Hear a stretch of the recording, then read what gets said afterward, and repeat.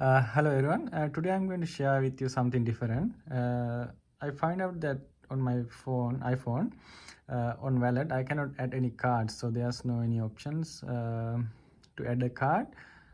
When I press get option, I find this find apps for wallet scan code, but still I couldn't add any cards. So what I had to do is go to settings, then general, language and region.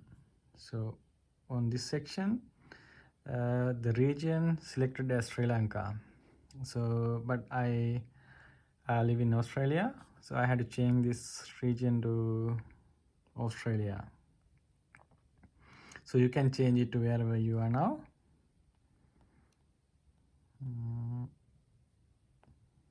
Australia, continue,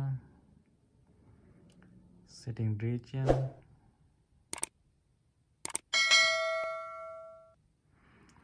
It's done. Let's go back to wallet.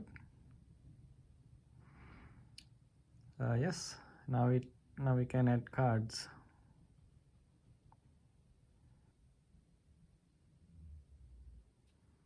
Continue, add cards.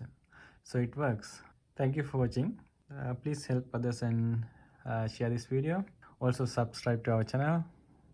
See you in next video. Thank you.